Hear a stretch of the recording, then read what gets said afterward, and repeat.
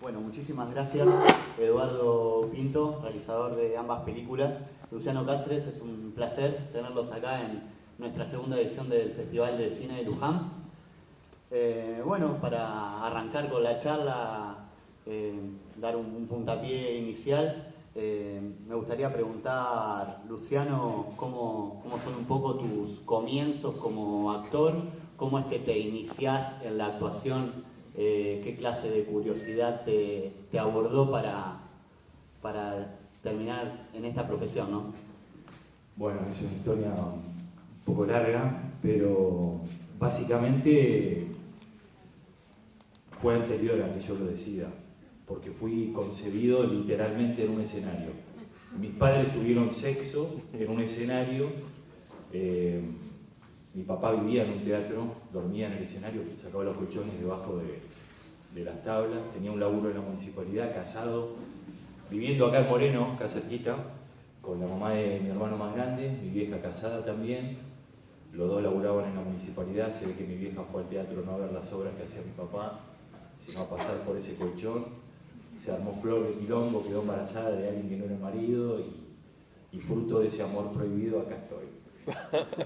Así que luego a los 16 años recién me enteré de toda esa situación, pero algo me había marcado a fuego. Y desde que tengo memoria de acompañarlo a mi papá a las obras que él actuaba, tengo un recuerdo muy particular, que yo tenía 3 años y estaba en la platea de un monólogo que él hacía y yo me sabía la letra de memoria. Entonces viene una acomodadora y me saca de la platea porque decía la letra antes que mi viejo y me sube al escenario en bambalinas y ahí me di cuenta que ese era el lugar donde quería estar, porque lo veía a mi papá cerquita haciendo otro y espiaba al público y estaba arriba del escenario y bueno, se resistió un poco mi viejo, pero a los 9 años empecé a estudiar y a los 11 a laburar. La primera obra, que era un niño, una obra de un pueblo y yo era el niño del pueblo, y de eso pasó ahora el 10 de agosto, 35 años, tengo 46. Así que, bueno, nada, a los 19 repetí la historia, no embaracé a nadie en un escenario, pero a los 19 ya tenía mi sala independiente y desde ese momento con el teatro independiente y luego, digamos, el laburo más profesional y la tele, el cine y todo eso empezó a ser mi medio de vida, cosa que no esperaba porque mi viejo siempre laburando de otra cosa, 6 hermanos, un quilombo. Y bueno, y siempre haciendo cosas independientes, y esto me llevó a dirigir muchas obras, porque pasaba que si no siempre hacía de Árbol 14, de Soldado 12, y con otro amigo actor dijimos, bueno, yo te dirijo a vos, me dirigís a mí, y empezamos a protagonizar, y esa obra funcionó muy bien, y ahí me empezaron a ver productores y otros directores, y me empezaron a convocar, y luego un poco, hace ya casi 8 años, 9 años nos encontramos con Pinto y con su hermano, y toda esta movida del teatro independiente la llevamos al cine y no paramos de hacer pelis. Hice un resumen muy fuerte. Muy bien. Excelente resumen, muchas gracias. Que pasó por todos los estadios, ¿no? Muy bien, interesantísima la historia, no me la esperaba que sea así. Está sí, yo tampoco, buenísimo. te juro. Creo que los maridos de mis padres tampoco, ¿no? Bien, y ahora un poco para introducirte a vos, Eduardo, si nos podés contar un poco también cómo es tu historia con el cine, cómo es que vos terminás agarrando una cámara y decidís narrar y contar tus historias a través de un lente. Bueno, buenas noches, gracias por venir, gracias por la invitación. Yo me dije, bueno, no, bueno, cuando me preguntás, ¿no? O sea, todavía recuerdo ese momento que agarré la cámara por primera vez, ¿no? Y ahora con algunos años encima lo sigo recordando y me llena de alegría. Me acuerdo que mi papá tenía una cámara, mi papá era como un aficionado a la fotografía y al Super 8, y en casa era como muy habitual asistir a las proyecciones de sus películas o sus diapositivas, ¿no? Entonces apagan las luces y ahí mi viejo proyectaba. Y en los 80 se compró un equipo de video, no era ni siquiera VHS, era Betamax, que era un formato que después quedó en el camino. Y yo un día le robé la cámara y me puse a filmar en el jardín de mi casa. Y cuando empecé a mover la cámara en los paneos y en el zoom, ¿no? El zoom tiene algo como muy atractivo. Y empecé y dije, uy, esto es genial, porque encuadraba distintos elementos, una flor, un perro, hasta mi hermano, que después termina siendo mi hermano de 6, 7 años, yo lo filmaba. Y ahí descubrí como un lugar, ¿no? Como encontré una herramienta artística. Yo quería ser músico y era muy malo tocando la batería, entonces encontré mi herramienta y después, bueno, me crucé con un par de maestros, un profesor de plástica, Jorge Dafunquio, que es un profesor de Bellas Artes, es el autor del tema Persiana Americana, de Soda Stereo, y Jorge daba clases acá en la Escuela de Arte y él era mi profesor de la secundaria. Y fue el que me mostró las primeras películas, ¿no? Como las grandes primeras películas que vi Tarkovsky, vi Antonioni, vi Coppola, Scorsese, y a partir de ahí dije, acá hay algo que tengo que investigar, y bueno, dejé Ciencias de la Educación, yo estudiaba Ciencias de la Educación, y me dediqué de lleno, dije, yo quiero ser director de cine, ¿no? O sea, fue como así como una visión que tuve, y ahí empecé a hacer locuras. A los 18 años le llevé un guión a Pedro Aznar para que haga la música de un corto mío, o sea, un maleducado, ¿no? Un atrevido, claro. Entonces me acuerdo que fui a la casa, y hoy sigo, ¿no? Me levanto, escribo guiones, lo sigo haciendo con la misma pasión. Y después esto que decía Luciano, ¿no? Bueno, nosotros hace 8 años que nos cruzamos y no paramos de tirar ideas, de generar películas, proyectos. Y estas 2 películas tienen que ver con eso, ¿no? Con la unión de artistas. Siempre decíamos que, bueno, falta Pablo, mi hermano y el actor que aparece, siempre produciendo obra y tratando de conseguir lo imposible, ¿no? Para poder contar nuestras historias, ¿no? Y esto, ser como productores y directores y hacedores, y somos nosotros. Y eso es alucinante. Después yo también trabajo para El Monstruo, he dirigido series para Disney, o sea, he hecho miles de clips, he trabajado todo el tiempo, pero siempre nosotros tenemos como las 2 líneas paralelas, como están nuestras obras independientes, ¿no? Muchas gracias. Luciano, yo te quería preguntar sobre un poco cómo es la preparación actoral que vos haces en cuanto a los procesos internos y al trabajo de estudio de campo, particularmente apuntado por ahí más a estas 2 películas, porque si no sería una pregunta demasiado amplia y abarcativa, pero ¿cómo es un poco el proceso creativo tuyo como actor para encarar este tipo de personajes con una beta social, y digamos, cómo arranca ese proceso, cómo se construye? Bueno, primero agradezco a mi formación, ¿no? Creo que todos venimos con algo, pero el estar formado y haber estudiado muchos años y lo sigo haciendo, hace que uno reconozca los géneros, y eso habla mucho a la hora de tener que hacer una película, porque no se actúan todas las películas igual, de la misma manera. Y con respecto a los personajes, y siempre es una aventura distinta, siempre. Primero, ponerme de acuerdo con el director.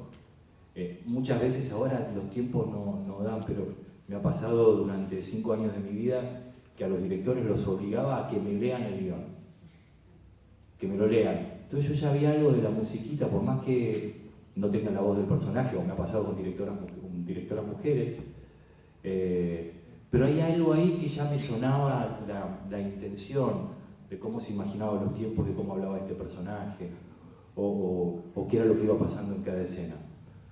Después, cuando son personajes reales, hay mucho que te da la historia del personaje en sí, o dónde y cuándo sucede. Y después siempre hay algo particular. Muchas cosas son exteriores que tienen que ver con el trabajo que uno hace con la gente de arte de la película, tanto maquillaje, peinado, vestuario y eso. Y después una decisión ahí muy personal, porque uno cuando arranca un rodaje nunca es cronológico, entonces tengo muy en claro el recorrido, el arco de lo que va a pasar en toda la peli, y casi en rodaje puede dar fe Edu que no hablo del personaje. Digo, casi no tenemos un diálogo de eso, y sí, bueno, voy con las cosas muy en claro de lo que tiene que pasar en cada escena.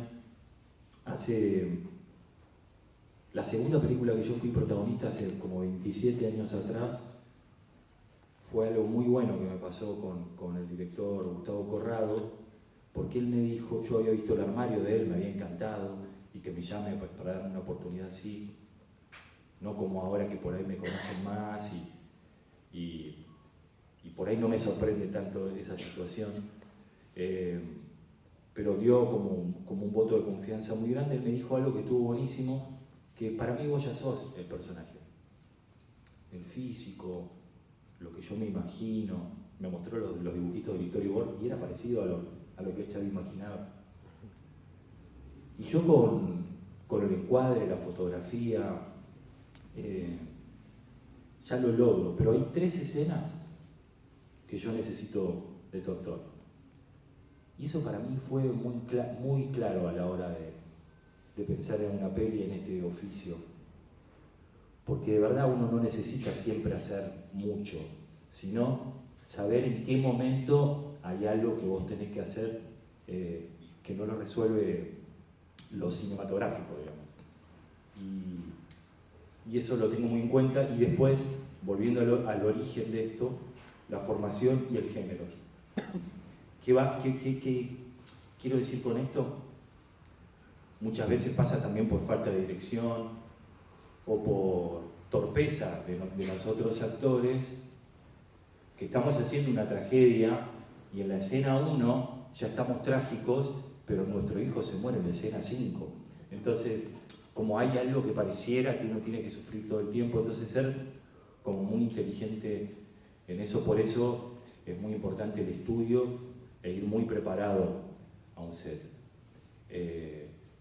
Y sobre todo en estas películas que las hicimos en muy poco tiempo, pero con mucha claridad y con todo el equipo sabiendo cuál es su función y sabiendo que además todos tenemos que rotar en las funciones. Acá tenemos a la compañera Nadia con la que hicimos varias pelis también. Nadia, querida. Que fue asistente de Eduardo en dirección y sabe que digamos, si bien me toca hacer el prota de la película, también tengo que cargar equipos, hacer los sanguchitos, o estar asistiendo a los otros compañeros cuando no estoy en escena. Y eso es lo maravilloso del cine independiente y cómo se potencia el arte colectivo, ¿no? Ahí. Buenísimo, coincido plenamente, que además de toda la preparación previa, en el rodaje vas aprendiendo un montón de otras cosas. No, y fundamentalmente una palabra que es clave a la hora de pensar nuestro oficio es el estar disponible. El estar disponible, también es eso, uno viene todo preparado que yo, pero uno tiene que estar dispuesto porque en realidad vos te tenés que encender igual que se enciende la cámara, igual que se enciende la luz, no hay otro tiempo, entonces vos tenés que estar ahí y disponible para que suceda cuando tenga que suceder. Bien, buenísimo. Y Eduardo, te quería preguntar en paralelo a vos, ¿cómo es que se imprime esa subjetividad del director? Y particularmente con algo que me llamó la atención en tus películas, que es que firmás como guión, encuadre y dirección, sí, que no es algo por ahí tan habitual, por ahí es guión, dirección o solamente dirección. Me gustó mucho el hecho de que la importancia que le das al encuadre ya desde el crédito inicial. Si nos puedes contar un poco sobre eso, la impresión de la subjetividad del director. Sí, bueno, en realidad si uno ve el cine argentino de los años 40 o 50, varios directores firman con encuadre y dirección, ¿no? El encuadre es como, yo siempre digo que es como definir la realidad, ¿no? O sea, vos encuadrás y normalmente yo lo firmo porque quiero que eso quede en claro, porque en muchas, y Luciano, muchas películas a veces el director no agarra la cámara. Entonces, y hay alguien que es el camarógrafo que lo hace, ¿no? Entonces es como que, bueno, decir lo que quieras, ¿no? O hacer lo que quieras, no, el encuadre es el que delimita la realidad o el universo de la película. Entonces, para mí es importante. Por ahora lo sigo firmando, ¿no? Pero digo, es muy importante saber qué mostramos, ¿no? O sea, es muy importante qué recibe el espectador. Dentro del encuadre pasa todo, y está el actor actuando, y está esa copa sobre la mesa, que tiene que tener un sentido. Y también tiene que tener un sentido cómo está encuadrada. Entonces yo vengo como de un área, yo como les conté, hice muchos videoclips, tengo mucho dominio de la imagen, soy fotógrafo, he sido camarógrafo. Y para mí la película empieza en el encuadre. Y también esto un poco hablando de la actuación, ¿no? Y esta unión que se genera entre el actor y el director, ¿no? Es una unión de confianza. Y hoy, no sé, ayer hablando con mi compañera hablábamos de Klaus Kinski y de Herzog, ¿no? O sea, Hermosa dupla. hermosa dupla que se odiaban, pero digo, hay algo que el cine es un arte comunitario, pero digo, hay algo entre el actor y el director que tiene que estar sobre la mesa y tiene que ser sincero. Y es una relación de ida y vuelta donde yo no imagino actores para los personajes. Yo a Luciano lo conozco y digo, y él Luciano, ¿viste? O sea, puede ser, no es que pienso en Luciano, o sea, es Luciano porque es un compañero, es un amigo y es un actorazo. Entonces digo, y entonces yo le puedo marcar 2 o 3 cosas, pero después vamos, ¿viste? Vamos. Entonces, y él igual le debe pasar lo mismo conmigo, de la confianza. Y digo, ahí hay una química que es súper interesante, ¿no? Y también hay otros casos de genios, ¿no? Como Scorsese, De Niro, o sea, me parece que ahí se genera algo, con el actor-director, actor-actriz, que es fundamental, ¿no?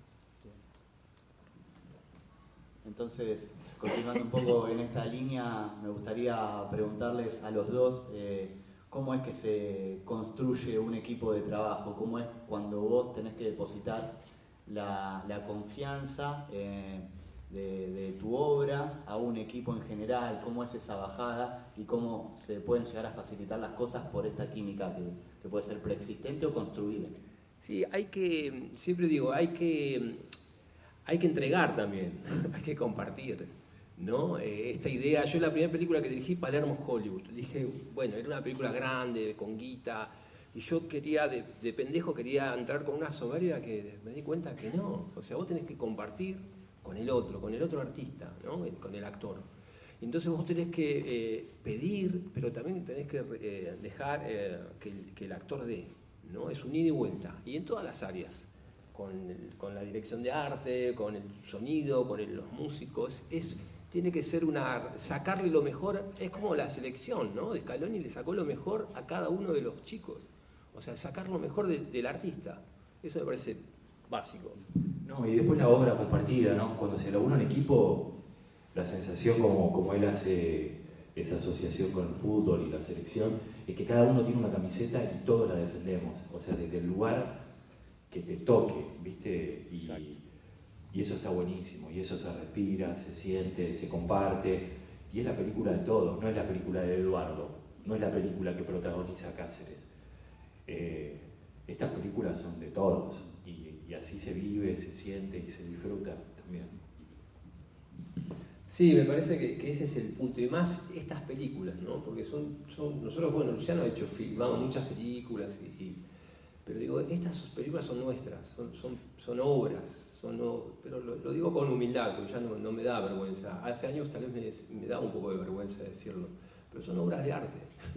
O sea, la música la hace Axel Krieger, actúa Luciano, actúa Portaluppi, y vienen a hacer la película, vienen a apostar y a hacer una obra de arte. Son películas que para nosotros nos han marcado mucho. Entonces digo, esa es una pequeña gran diferencia. No, y hay otro riesgo en estos laburos también, Y la responsabilidad de uno está en poder probarse de otras maneras, y con este equipo de confianza que te lo permite.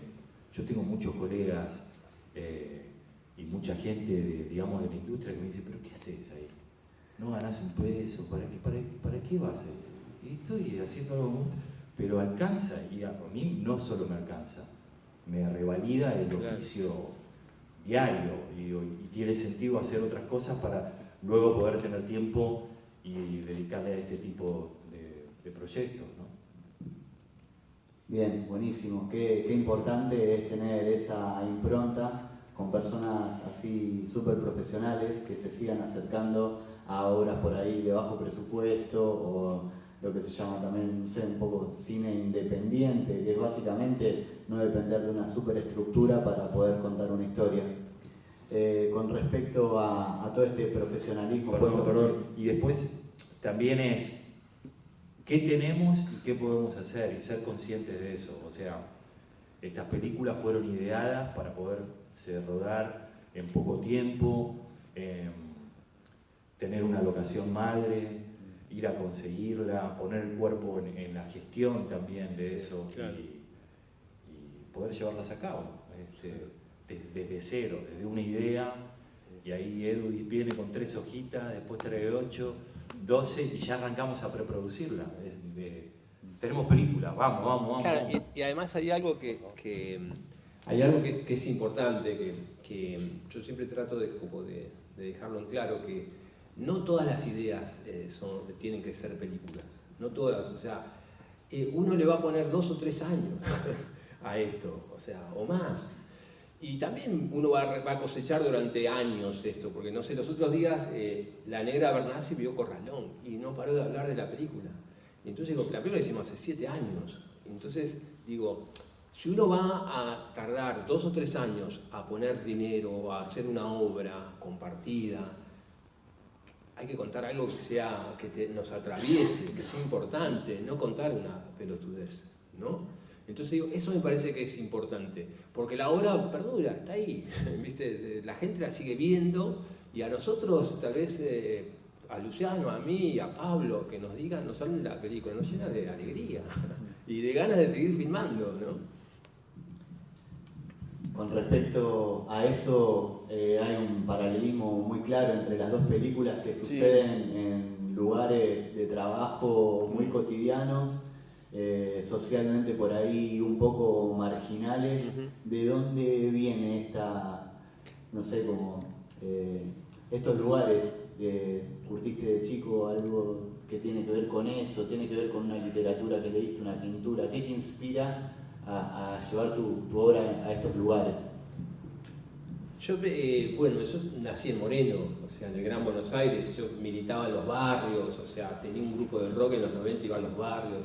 Y yo siempre veía el cine argentino que yo veía era del otro lado de la General Paz. O sea, ¿no? Entonces digo, veía Palermo, Constitución, pero yo nunca veía que había una calle de tierra con un fuego que era una señora que quemaba basura. Eso no estaba. O sea, lo pude ver en alguna peli de Fabio. Y eso es lo que yo mamé cuando era chico. Iba en bicicleta al río de Reconquista y esos lugares, ¿viste? O sea, ahí está. También está la literatura de escritores como Pablo Ramos, pero digo, para mí son esos lugares.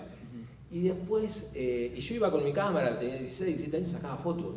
Y las tengo las fotos, digo, claro, estaba queriendo filmar. Entonces, ahí yo después me di cuenta que había una estética, que eso genera una estética, que no es con urban, ¿no? O sea, hay una estética, hay una luz, hay una textura, hay autos oxidados, hay gente que juega al fútbol en la calle, o juega al fútbol en la calle. Todo eso, uno siente ganas de retratar y de contar. Y después hay algo también, al hacer videoclips decíamos, un clip, no sé, de La Mosca, lo hicimos en un depósito de tanques de agua. Y el clip está, entonces yo como que, no sé, hice muchísimos, y cada clip era un lugar, ¿viste? Entonces íbamos, no sé, al desierto a filmar un clip. Y eso genera en el espectador, es una imagen que queda cautiva en el espectador, ¿no? Entonces, Corralón tiene eso, tiene un corralón, el Desarmadero lo tiene. Entonces digo, y así todas las pelis que hacemos tienen como una identidad de encuadre y de retrato social de una geografía, de un lugar. Bien.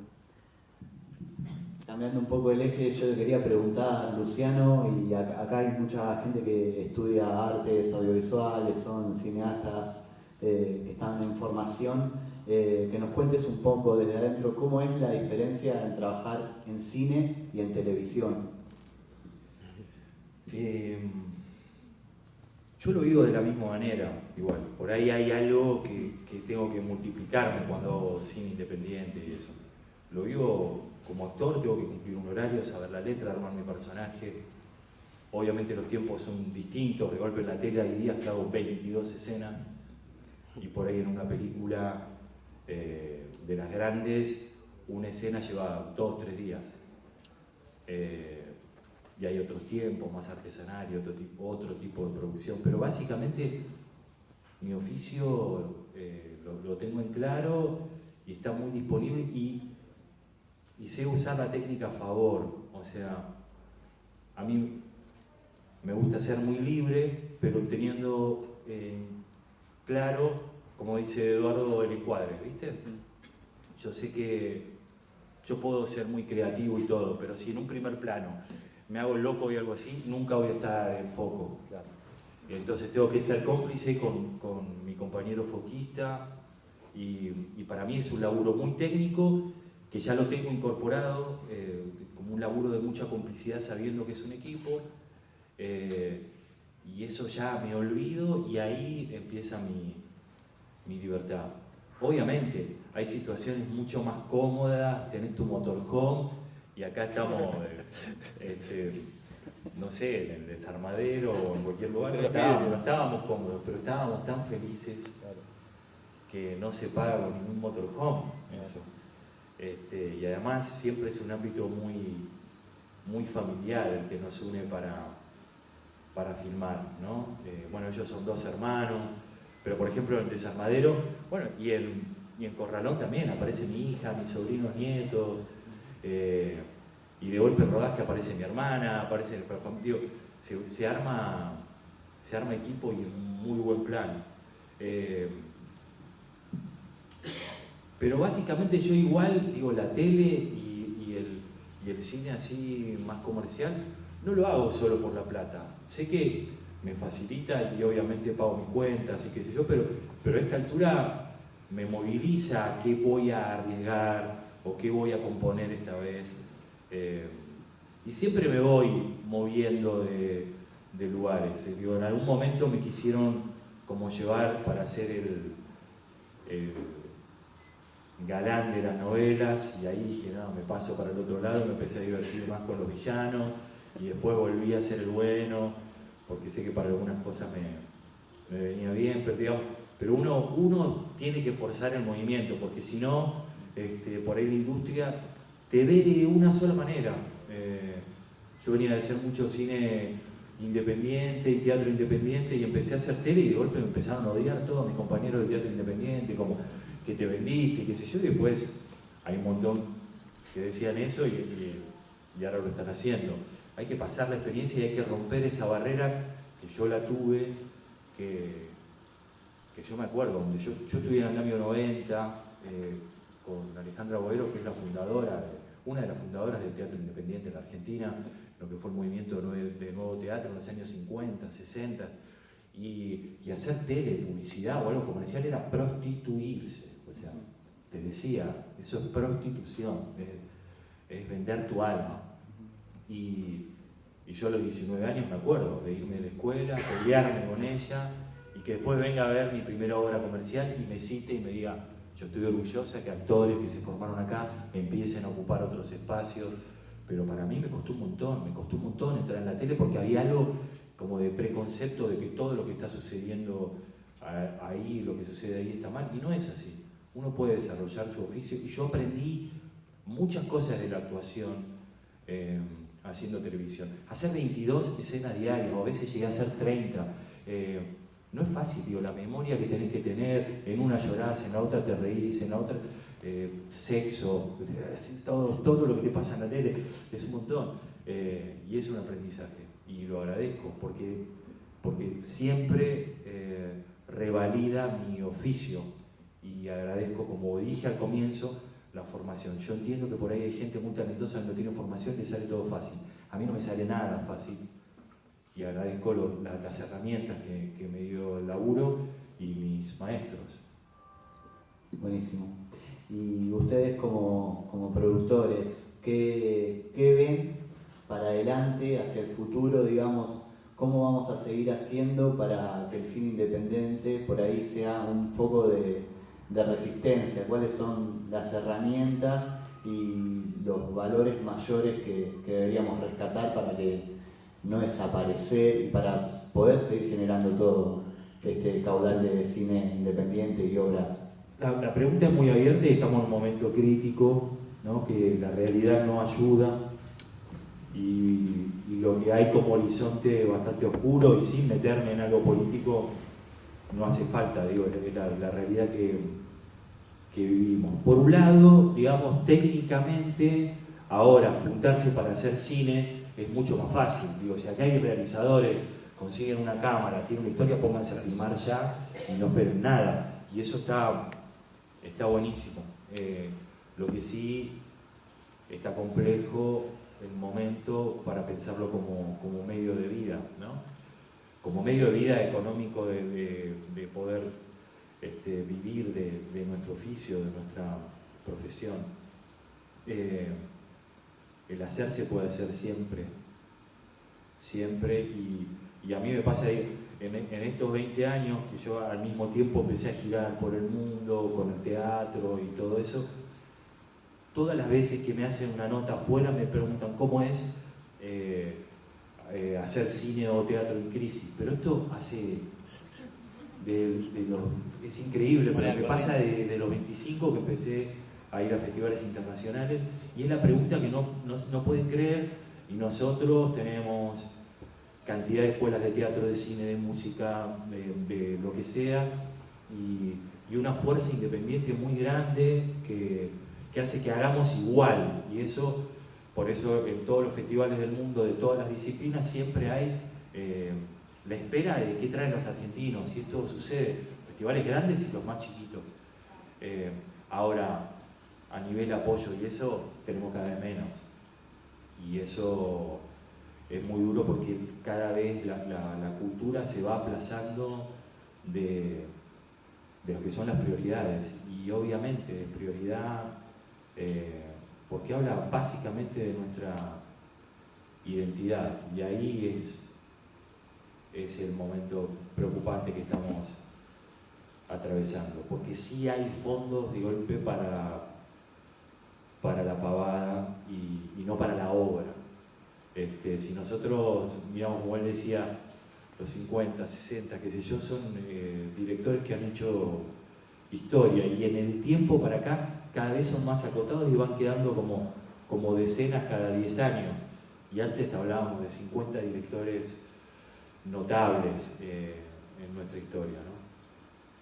Sí, es total, pero yo creo que es un momento muy complejo, difícil, pero la llama, la pasión es la que moviliza, ¿no? Y esto de la pasión de una persona que se contagia a los otros miembros del equipo, y no hay excusas, porque digo, hay que hacer, bueno, después ves si te vas de vacaciones o no, pero digo, hay que hacer, y lo que uno hace perdura y queda, y lo que uno no hace, bueno, fuiste, atrás hay 10 más, y vos te quedaste sin contar lo que tenías que contar. Entonces digo, unirse, grupos, generar, tal vez no esperar demasiado de los medios, de los fondos, más en ese momento hay un 50% de personas que son pobres, o sea, es un privilegio un poco extraño.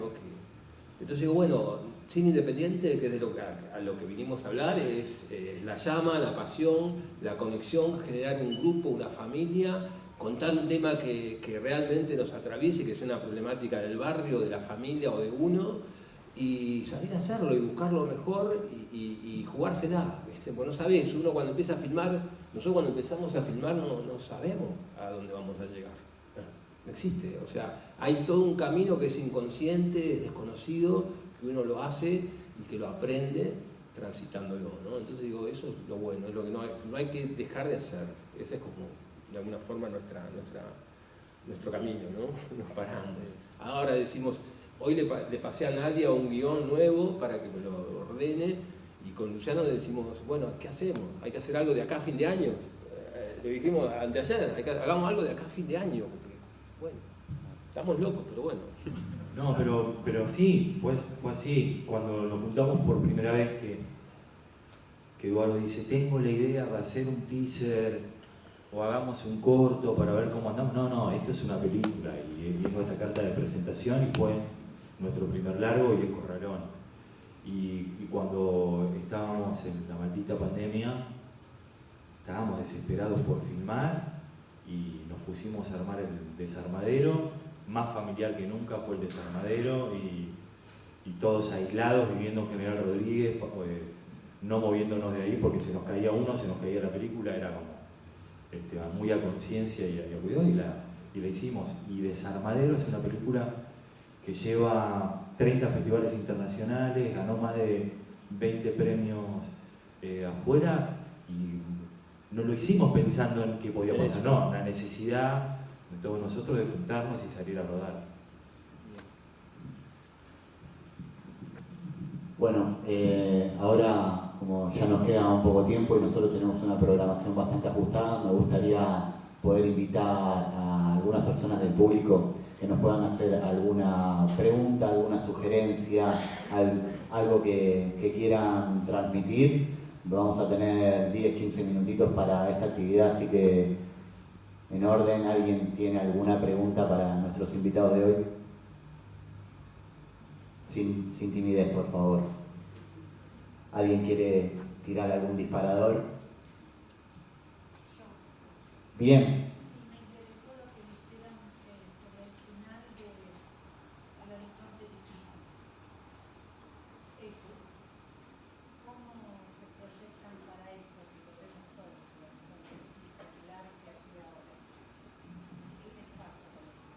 Y por eso estábamos hablando antes de ayer de ya juntémonos y armémonos para hacer una nueva y juntarnos. Es lo que sabemos hacer y es lo que nos une y nuestro compromiso está puesto en el hacer. Ante la dificultad, alejándonos de la queja y sobre todo es un acto de amor, ¿viste? Ponerte en un proyecto es lo que nos salva. Sin pensar en los resultados. Y nada malo nos puede pasar estando juntos, haciendo lo que nos gusta. Y eso es la clave y tiene sentido, sobre todo en estos tiempos, ¿no? Sí, bueno, esto es un acto de amor, ¿no? Fabio decía que el cine es... Y nosotros como artistas, yo insisto, ¿no? Pues yo estoy, bueno, entendiendo que ya no tengo 20, que tengo 56. Entonces digo, es mi compromiso también. Yo vine a esto, a filmar y a poner sobre la mesa nuestras problemáticas. Y ningún estado, ninguna productora vino y me golpeó la puerta y me dijo, quiero que filmes. No, nunca, no existe eso. Yo hice Palermo Hollywood y dije, bueno, ahora me van a llamar todos. No me llamó nadie. O sea, no necesito que me convoquen, yo tengo que generar mi obra, yo tengo que convencer al equipo técnico, yo tengo que convencer al público que la vea y que, o sea, no necesito nada, necesito que haya paz, necesito que pasen algunas cosas y yo las puedo filmar, pero digo, la pasión, ¿viste? O sea, siempre es un quilombo el país, entonces digo, bueno, nosotros tenemos que seguir, como artistas tenemos que mostrar el quilombo de qué forma, la más bella y más pura y emocionalmente posible, ¿viste? No, y básicamente concentrarse en el hacer. Yo también digo, volviendo a lo de la formación, como estudiante fui re crítico de lo que hacía, porque no hacía. Cuando vos te pones a hacer y ante la dificultad, entendés cómo es el oficio. Y eso ahí aparece una en donde el crítico te lo metes en el orto, digo, quiero decir, porque ahí te das cuenta, ¿viste? Hay que ponerse a hacer y aparece la dificultad y aparecen otras responsabilidades y otros nuevos problemas. Entonces, por ahí con mucho menos recursos, con mucho más cuidado, con el riesgo que puedas asumir, hoy juntarse y hacer es un buen plan con lo que se tenga. Por suerte, técnicamente antes hacer una película era un viaje imposible, parecía como conseguir fílmico. Yo hice un largo, porque el director lo quería hacer en 35, de bajo presupuesto, y todas las tomas de la película son únicas, porque tenía todo cronometrado lo que le alcanzaba para hacer una película. Y cuando en la lata él tenía cronometrado que le quedaban 8 segundos, los usaba, me decía, mira para allá, mira para allá, mira para allá. Y se cubría con planos cortos de eso, muy, muy artesanal. Pero, ¿qué tenemos y qué podemos hacer? Y hagámoslo, ahí, vamos. Y además nosotros hay que entender también que tenemos, que nosotros de última continuamos algo que hizo Fabio, Hugo del Carril, Lucas de Mare, o sea, tenemos una cultura cinematográfica. O sea, pero realmente es como una energía, bueno, la cultura es una masa, una lava que avanza, y el cine argentino está en todos lados, y uno cuando le toca viajar con una peli es un orgullo. Entonces digo, eso no se va, por más que estemos en crisis, no va a desaparecer el cine argentino es imposible. No, y después defender estos espacios, o sea, que hoy esté toda esta gente acá, habla que hay un interés, digo, estamos... no tiene la publicidad de Cannes, el Festival de Luján, pero que estén acá es importante, quiero decir, siempre hay un público interesado, sean 3, sean 50, sean 5.000, digo, a mí me pasó con las obras que yo empecé a dirigir y eso, y las primeras venía mi mamá, mi madrina, mi hermano y algún amigo que no la entendía, y después hacía una que más o menos la entendía, bueno, a esta sí te voy a traer otros amigos, y es como medio así, pero hay que hacer, acá estamos. Yo tengo una pregunta. Hoy hablaba de Palermo Hollywood, bueno, también la forma que está filmada Palermo Hollywood y esa cosa de esa onda videoclip que tenía, que es muy interesante, que de hecho marcó como una forma de filmar, también Caño Dorado, y yo esa la fui a ver al cine. Lo que yo digo, ¿cómo lo ven bien la vidriera hoy en día? La vidriera ustedes hablan, y es muy interesante decir que hoy nosotros antes tener una cámara era imposible, hoy tenemos hasta un celular para filmar. Pero ¿cómo ven esa vidriera en las nuevas plataformas? ¿Lo ven como una desventaja o una ventaja? Para quienes empiezan a hacer esto, no para quienes ya están en un mercado. Yo creo que bueno, buenísimo. Yo cuando estrené Palermo Hollywood nos mataron porque era así clipera, ¿viste? O sea, era clipera. Bueno, no importa, ahora con el tiempo la peli tiene una... Y estuvo como un mes siendo de las primeras más vistas en Netflix. Y entonces digo, primero, bueno, apostar a cómo la ves, cómo la sentís, porque ¿qué sabes? ¿Viste? ¿Qué sabes? Y después me parece que no ser renegados, ¿viste? La plataforma, a mí las plataformas, es verdad que ha sacado gente del cine, pero también es verdad que las películas renacen. Palermo Hollywood renació en Netflix, o Caño Dorado está siempre vigente, o sea, las plataformas para nosotros que somos realizadores independientes, nos ayudan porque las pelis antes vos las estrenabas y después desaparecían, iba un par de festivales y después no las veía nadie, a lo sumo alguna aparecía en algún canal. Pero digo, las plataformas, bienvenidas, ¿no? Bienvenidas. Después podemos... Con sus pros y sus contras, ¿no? Porque exacto. Es claro después tu planteo. Claro, después es verdad, y siempre con Luciano, y Luciano me dice, y a veces me ha puesto los puntos, y es verdad que también nos formatean como espectadores una plataforma. Es verdad. Corralón. Hay que correr, ¿vieron cuando entran? Digo, intenten siempre eso. Claro. O sea, no agarrar las que Claro, Corralón no está en Netflix. las de las que te recomiendan todo el tiempo.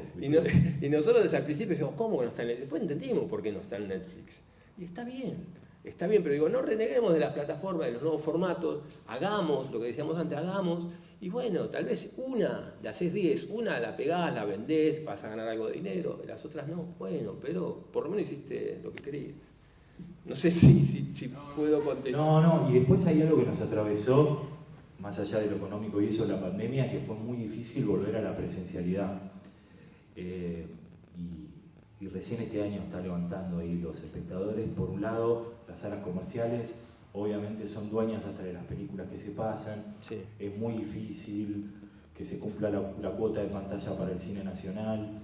Nosotros metimos, Corralón fue la película más vista la semana que estrenamos en Moreno. A la semana siguiente nos respetaron la cuota de pantalla porque había sido la película más vista del cine, estaban todas las funciones llenas, pero nos pusieron las 12:30 del mediodía. O sea, respetaron lo de la ley, pero ¿quién va a las 12:30 del mediodía al shopping? Entonces es muy desparejo competir con esos tanques, pero al mismo tiempo está la responsabilidad de nosotros también defender ese espacio e ir acompañando la película donde sea, a una escuela si podemos, al festival de La Toronja, en donde sea, vamos, ahí estamos ahí, porque es un lugar, una charla, se abre la posibilidad de un nuevo proyecto en este reencuentro o con lo que pasa con la gente. Por eso cuando me dijo José del festival es el viernes, si es a las 8 termino de grabar, llego, le digo Eduardo y acá estamos. Digo, porque esto es importante, que la rueda siga girando, y sobre todo de lo independiente es responsabilidad de los que hacemos y del público que lo siga eligiendo y acompañando a donde sea, con frío, con lluvia, lejos, cerca, ir ahí acompañando. Luciano, vos explicaste un poco la dinámica diferente que tiene la actuación en televisión y en cine, pero respecto del teatro, que naciste como bicho de teatro, ¿cómo encarás las diferentes dinámicas de Y actuación? es la aventura del vivo, ¿no? Hay algo ahí que tiene el teatro que es único, irrepetible, y cada función, por más que repitas, siempre lo mismo, nunca es igual. A mí es muy fuerte lo que me ocurre porque digo, hace 35 años que lo hago y no hay función que cuando se apagan las luces y dicen apaguen los teléfonos celulares, yo no tenga pánico, ganas de ir al baño, preguntarme qué estoy haciendo yo acá. Digo, ese nerviosismo me sigue pasando y lo agradezco. O sea, no hago nada de taquito, digo, esa cosa, y después cuando empieza a ocurrir, lo disfruto como nada y lo sufro como nada en el mundo también, cuando algo no sale bien y eso, pero es muy distinto el teatro y por mi formación y de alguna manera es donde se ven los pingos, ¿no?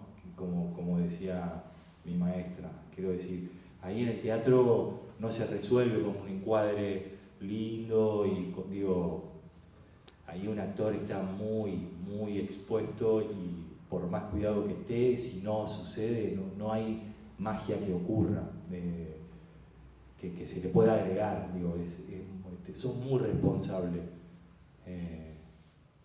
De alguna manera, como hay algo ahí medio histórico donde dicen que el cine es más del director y el teatro es más de los actores. Y de alguna manera es cierto eso. Se puede pasar cualquier cosa accidental con respecto a la técnica, pero lo que suceda con el actor ahí es casi la totalidad. Por más que sigue siendo un trabajo en equipo y hay puestas maravillosas y todo, sí, pero ahí se ven los pingos. No sé si... Sí, es el mejor, perdón, ¿no? Digo, el teatro es el mejor lugar para yo digo, de hacer casting. Yo estoy viendo todo el tiempo teatro y es el lugar donde ves al actor. yo no sé quién es el director, o sea, yo me llevo al actor, es el lugar indicado. Y nada, y Luciano es un actor de raza de teatro y Argentina está lleno de actores. Hay muchos. Hay muy buenos. No, y después un poco lo bueno también de esto que me ocurre a mí, de poder hacer cosas grandes y con mayor exposición. No sé, yo estaba haciendo graduados y al mismo tiempo hacía Macduff en Macbeth, en el San Martín de Shakespeare. Toda esa gente que fue al San Martín por primera vez, que vio un Shakespeare por primera vez, y todo eso tiene que ver por la masividad de lo que me daba la tele en ese momento. Y la gente que vio Corralón, porque pude hacer notas, y digo, unir públicos y que de golpe conozcan otro tipo de arte está buenísimo. O sea, para mí está buenísimo potenciar. Y despierta, esto, una película así no había visto nunca, pero está bueno, no sé cómo, viste, vale la pena ahí hacerlo. Sí, son como los dos caminos en paralelo. Si uno tiene la posibilidad de trabajar en la industria, esto que decía Luciano, el oficio, ¿no? A mí me pasó me contrataron para dirigir unos capítulos para una serie de Disney. Y tenía todo, tenía 2 cámaras, tenían 100 personas, una superproducción. Y yo filmé igual que estas películas. O sea, entonces eso es el oficio, que es como la repetición de la tarea, del trabajo, y ser astuto, y elegir, y filmar, y trabajar. Eso es como y después, fundamental. Buscar tu identidad. Digo, cuando yo inicié como este camino de querer empezar a vivir de esto, después de haber sido albañil, plomero, electricista, cartero, kiosquete, y pasé de los 14 años laburando un montón de cosas para comprarme los libros, pagar las entradas, formarme y todo eso. Yo laburaba de cartero a la mañana en un kiosco 8 horas de mediodía a la noche y ya vivía en la cabina de luces de un teatro a los 19. Y una tele, era un kiosco así, de ancho, o sea, ancho gigante, agarraba así, se me caía la fila de los fish, ¿viste? Los caramelos, no sé si bien están, los llaveros, todo. Yo así, y una tele gigante acá. Y con el chip de, no, hacer eso está mal. Y dije, no, yo pudiera ir. Y empecé a buscar el laburo, y obviamente al principio no sabía cómo encontrarlo porque me quería parecer a eso que veía ahí. Y después cuando un día entendí, no, yo soy y empecé como a mostrar mi actor, es cuando el laburo me empezó a surgir. Claro. Cuando empecé a producir mis obras, a hablar de lo que tenía ganas de hablar, como que vino a la inversa. Mirá este chabón, qué particular, ¿no? ¿Qué es lo que hace? Mirá cómo encara el laburo. Y eso también como director, cuando empieza a aparecer tu identidad, como dice Eduardo, en cómo vos desarrollás tu oficio, no importa que sea Disney, Telefe o la película en General Rodríguez, va a estar tu firma ahí, entonces por eso tenés que defender tu laburo y hacerlo con la misma pasión, la misma seriedad, la misma entrega y cuidado, porque es un privilegio poder hacer lo que uno decidió hacer con su vida. Sí. No, me quedé pensando en el trabajo, ¿no? Esto de... Yo trabajé, bueno, recién estaban poniendo el foquito. Yo trabajé en 15 películas como reflectorista. Trabajé en 10 películas como asistente de cámara. Y no sé, yo lo vi filmar a Fabio, a Subiela, a Yusid. Yo estaba ahí, yo estaba atrás con la cámara, con las luces, pero yo lo que hacía, o directores extranjeros, yo lo que hacía estaba laburando, porque tenía hecho mierda, cansado, pero estaba viendo, yo estaba observando cómo se filma, o sea, y esto tiene que ver con la observación. El actor tiene que ir observando toda la vida, todos los conflictos que hay en la calle, no sé, yo lo hago, ¿viste? Y Fellini elegía a los actores así, o sea, la observación y el trabajo, ¿viste? O sea, querés, si realmente querés, tenés que, porque después te vuelve. A mí ¿viste? Vos me hablas de Caño Dorado y Palermo Hollywood, yo digo, me encanta, ¿viste? Lo digo, yo las veo, digo, ¿cuándo las hice? ¿En qué momento las hice? ¿Viste? Porque digo, pero es hacer lo que uno desconoce también, ¿viste? Vos no sabés cómo va a quedar la película, no sabemos cómo va a quedar la actuación, o sea, uno se manda, pero después te vuelve y eso me parece que te da identidad, ¿no? Yo tengo la última. Me quedó muy picando lo de esto está disponible, no me acuerdo quién de los dos lo dijo, pero cuando nos atraviesa la realidad, todo lo que vinieron diciendo del independiente, ¿cómo hacen para abstraerse y meterse en lo que están haciendo, como estar presentes en formato personaje, en formato director, en lo que están haciendo, dejando todo eso atrás, digamos, que sobre todo lo que, la experiencia pandémica, ¿no? Sí, por lo general, nunca, la realidad siempre, nunca llega a lo que uno desea. O sea, ¿viste? ¿Qué quiere decir? No tenemos el Renault 12, bueno, vamos con el otro autito. O sea, no tenemos tal cosa, vamos, o sea, ir reemplazando y no frenar por la ausencia de algún elemento. O sea, no, nada te tiene que detener, nada te tiene que frenar. No, y lo disponible tiene que ver con eso también, o sea, a veces hay como discusiones que tienen más que ver con el ego y con una indisposición personal que lo que requiere la tarea. Estamos todos esperando que esto suceda, entonces todos estemos disponibles y va a suceder mejor y de mejor manera. Y después hay algo más primitivo, ¿viste? Uno todo el tiempo está esperando ese momento donde ocurre la magia. Como cuando sos pibe, digo, esto que parece medio poético, que actuar es jugar, es verdad. Es verdad. ¿Quién iba a imaginarse que un desarmadero iba a estar rodeado de 40 muertos? Y ahí, no sé, digo, es un juego precioso.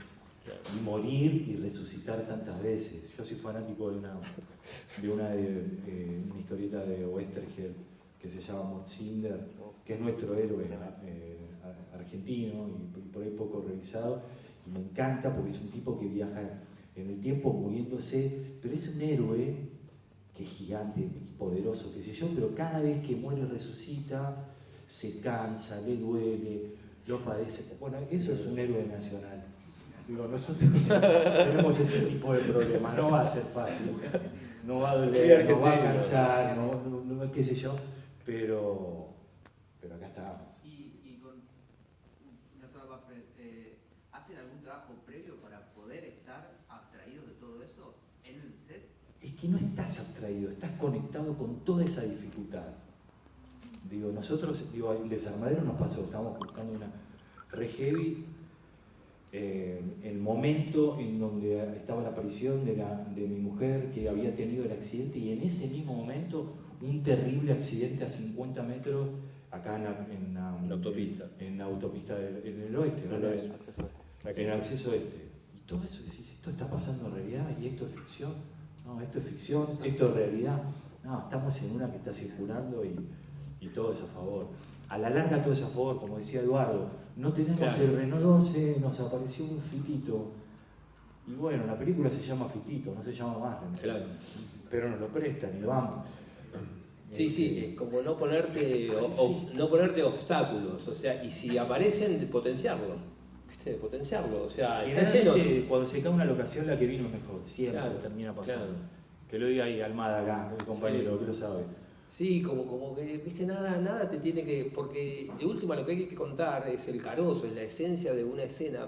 Hay que sacar esa idea primaria y eso puede suceder en el Renault 12 o en la motoneta, ¿viste? No sé, buscarle como la vuelta, porque lo importante es que quede hacerlo, terminarlo, eso es lo importante.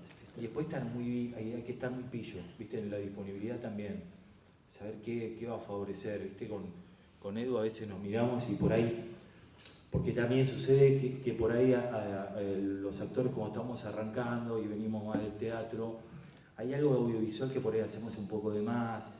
Y digo, yo los primeros laburos que hice lo audiovisual, todo el tiempo me decían, che, tenés un micrófono acá, no hables fuerte, no estás en la Coronado, no es necesario. Yo estaba hablando como para que me escuchen la fila 20 y no era necesario. El oficio, ahí como, y a veces nos pasa con compañeros que por ahí vienen a hacer algo más pequeño, qué sé yo, y nos miramos y lo está haciendo mejor cuando no lo está haciendo que cuando, qué sé yo, y nos miramos, sí, y Edu ya está filmando. Claro. Y no se dio cuenta y ya lo estamos haciendo.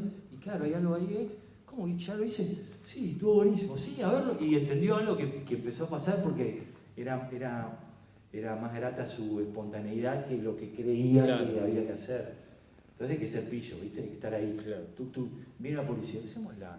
Sí. Hacémosla, que viene me grababa mientras me estaba preguntando, no sé qué. Sí, también hay algo Vamos, de eso. Sí, la vez pasada estábamos filmando también en un... Nos venían a echar. Bueno, Nos venían a echar. Vamos, y mientras Pablo hablaba con los de seguridad, yo ya la había filmado. Entonces también digo esto de ser pillo y de saber que la dificultad va a estar siempre, pero vos te tenés que llevar la toma hecha, aunque sea un plano. Y estaban los acá en Rodríguez, estaban ahí y no se podía. Teníamos el permiso, pero faltaba un papelito, no sé. Sí. Y mientras tanto lo filmamos. Sí. Pero es divertido, después decís, qué bueno, le hicimos vamos. Sí. Bueno, que en realidad los franceses, la nueva ola francesa filmaban así, salían con la cámara a la calle. ¿Viste? O sea, eso me parece que es genial. ¿Algo más? Perdón. Bueno, ya estamos. Bueno, una más. La última y cerramos, que tenemos actividad en Cinema Rosso mega puntual. Dani. Nombraron que los argentinos por ahí los están esperando en el exterior como un reconocimiento que es bueno en cine. ¿Cómo viven eso de qué tan cierto es si primero que tener éxito afuera para después tener el reconocimiento de puertas adentro, o si eso no es tan así? Lo que pasa es que, ¿en qué sentido? ¿Viste? Yo tuve la suerte de ganar premios afuera, qué sé yo, y la novedad por ahí es más potente. A mí me pasó el primer premio internacional que tuve fue en el Festival Internacional de Milán. Y gané como mejor actor, pero la noticia fue que le gané a Michael Douglas. No que gané yo el coso, pero porque era Michael Douglas, ¿viste? Que es como... Entonces hay toda una prensa que habla de eso, pero en paralelo, para mí una de las cosas más importantes que me pasó, que Lehmann, el gran estudioso del teatro, reclutó, según él, un tipo que falleció hace muy poco y hizo el gran libro en el simposio que se hizo de teatro de Berlín en el 19, eligió, según él, los 32 mejores directores de teatro. Yo fui ahí elegido uno de esos 32 y acá no salió en ningún lado, nadie se entendió. Pero tenés como de golpe, ¿qué tipo de reconocimiento necesitas? Que salga en una revista, que salga ahí, o que vos la hayas pasado bien con esa experiencia. Hay algo ahí que, digo, con el Desarmadero, que fue a 30 festivales y qué sé yo, bueno, se empezó a pasar, que ahora la película va a estar en AMC, para toda Latinoamérica, bueno, parece eso y te sirve, bueno, empezaba como, bueno, uso esto y esto me sirve para esto, lo otro para ahí, pero lo importante está en el hacer y no perder la identidad. Sí. Sí, el reconocimiento, sí, te pasa, que vas a un festival y de pronto vos decís, ¿qué hago acá? Porque está lleno de grosos. A mí me pasó, digo, les cuento una huevada, pero el primer festival internacional que voy es el Festival de Shanghái. Yo competía, tenía 26 años, competía con Nick Noll, Daniel Hotel, ¿cómo se llama el que hizo Cyrano? Gerard Depardieu. Yo me entero 2 días antes que estaba nominado, porque salieron las nominaciones del festival ese año con eso. Voy a la casa de un amigo que me presta un traje, porque no tenía traje, y consigo $52 para ir a Shanghái. O sea, me pagaban el pasaje, tenía hotel, y yo llego allá con $52. Festival internacional clase A, como el Cannes del Oriente. Cuando llego al hotel me piden tarjeta, todavía no tenía tarjeta. Me piden un seguro de $100 por si consumía algo en la habitación o rompía algo, qué sé yo. Le digo, no, tengo 50. O sea, llegué, me quedé 8 días en Shanghái con $2. Que después me lo devolvieron y me compré una camarita digital. Y yo estaba iluminado con esos tipos. Ganamos a la tarde, bueno, el último día que estoy ahí, que fue el día de la entrega del premio, a la tarde ganamos mejor película, el premio de la crítica, y comí esos 8 días como no venía comiendo en ese momento de mi vida. Entonces cuando me pongo el traje en el coso, me pongo el pantalón y me siento para ponerme los zapatos, rompo el traje así, y así porque había engordado, porque estaba comiendo que no comía. Y yo estaba en la alfombra roja, detrás de Morgan Freeman con un traje prestado que se me veían los calzoncillos rayados. ¿Entendés? Que esas cosas pasan, ¿viste? Pero... ¿Cosiste el traje? Sí, antes de volarlo le pedí a mi madrina que me tirara un pespunte, se dice. Sí. Pero bueno, pasan esas cosas. Y después me ha pasado estar, no sé, qué sé yo, años después con otras comodidades, ¿viste? Por eso está bueno valorar esto, a los artistas que tenemos. Valorarlos porque realmente... Ellos ni enterados que Claro, yo no tenía nada, era como, claro. pero es como una locura, fue una locura preciosa. Bueno, les voy a pedir por favor un fuerte aplauso para todos.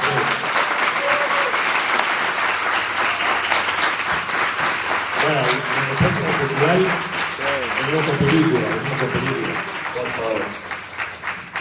Le queremos entregar, en nombre del colectivo de realizadores, una pequeño obsequio mención por esta charla que nos han brindado. Gracias. Súper productiva, Gracias. súper linda, súper rica.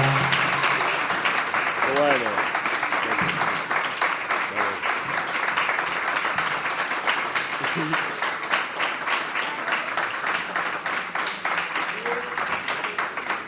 Bueno, esto continúa en Cinema Rosso, 22:15 puntual. Tenemos Algo que pasó en Año Nuevo con Jorge Piñarello y Natalia Maldini, quienes van a estar posterior a la proyección haciendo una actividad muy similar a esta, en un intercambio con el público. Así que nos vemos en el cine. Muchas gracias.